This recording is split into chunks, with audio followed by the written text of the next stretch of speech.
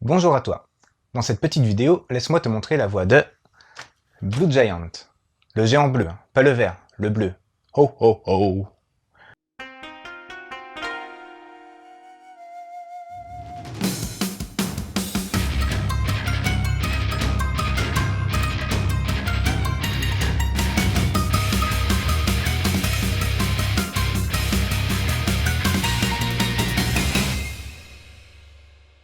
Dans Blue Giant, on fait la rencontre de Dai, un lycéen lambda, joueur assidu du club de basket et qui travaille à côté de ses études.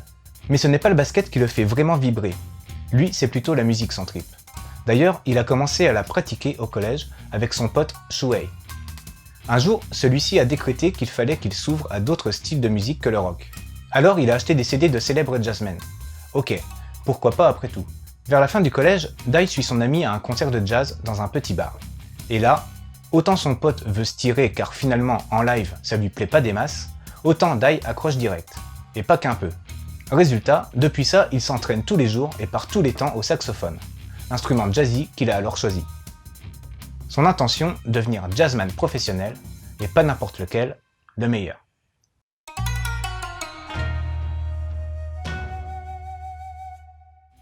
Sur le plan technique, l'auteur Ishizuka Shinichi nous livre une mise en case qui reste basique mais efficace avec pas mal de plans serrés ou gros plans qui rythment bien les scènes. À juste titre d'ailleurs pour le terme rythmé, car durant les moments de musique ou de match de basket, cela sert bien l'action et dynamise la narration. On est aussi gratifié de plans sympas qui mettent bien en valeur le saxophone sous ses moindres coutures. Même si on a pas mal de plans serrés, ça ne veut pas dire qu'il n'y a aucun décor. Il y en a notamment sur les plans où Dai part répéter, seul au bord du fleuve. Le début du volume compte quelques pages couleurs, puis trichromiques. C'est sympa et ça fait une transition bien trouvée entre couleur et noir et blanc. Le trait d'Ishizuka pour les persos est simple mais abouti, avec plein de petits traits, aspects croquis pour les ombrages et autres qui permettent aux émotions de bien passer. C'est propre et sans fioritures. On comprend bien tout ce qui se passe et les scènes d'action musicale sont bien dynamiques.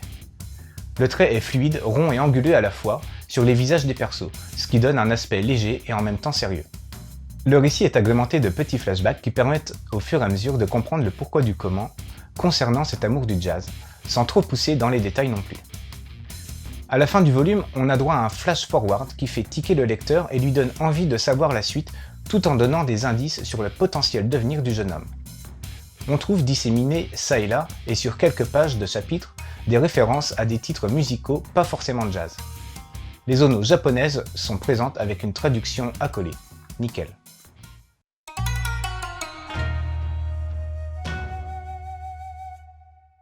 Qui est Monsieur Ishizuka? Peut-être que certains le connaissent avec sa série précédente, Vertical, Gakumina no Yama en VO.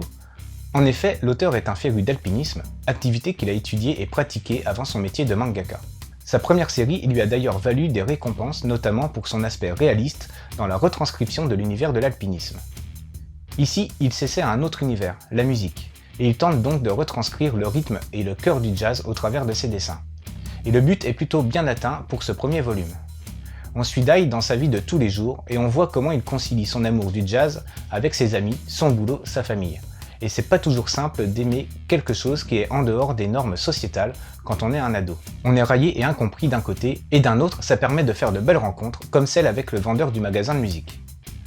On ressent bien l'amour inconditionnel que le perso a de cette musique, même si c'est amené très rapidement je trouve. On est direct dedans au moins. Les origines sont dévoilées dans les flashbacks, mais ceux-ci sont très fugaces. Peut-être que ça sera plus développé par la suite. Cette série est terminée au Japon en 10 volumes. C'est pas mal et ça permet d'avoir une histoire dense sans que ça s'éternise. En tout cas, ce premier volume promet de belles choses. On a envie de voir si son pari de devenir le meilleur va se concrétiser, et le flash-forward de la fin de volume pour amplifier ce sentiment est bien amené d'ailleurs. Avec Blue Giant, on a donc un héros un peu monomaniaque qui a un rêve ultime pour lequel il est prêt à tout donner. C'est pas forcément original, mais par contre, l'univers jazzy le démarque d'autres productions et lui donne un cachet plus classieux que dans les mangas où le héros veut simplement être le plus fort à la baston ou au foot. En relation avec Blue Giant, je peux te conseiller bien évidemment Kids on the Slope, Sakamichi no Apollon, un autre manga dans l'univers musical du jazz. Le manga ou l'anime d'ailleurs, qui est superbement réalisé, on suit aussi un jeune qui se retrouve plongé dans la musique jazz par le biais d'un ami. Sinon, t'as aussi Nodame Cantabile, l'histoire de Chiaki, un garçon voulant devenir chef d'orchestre et qui fera la rencontre de Nodame, une musicienne un peu brouillon, mais avec un style particulier. Et puis niveau musical encore, j'ai bien aimé à l'époque la série Beck. Ouais, comme le chanteur.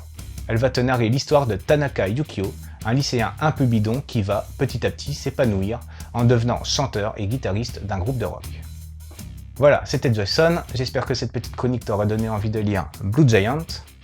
Je te laisse et continue de suivre la voie du manga.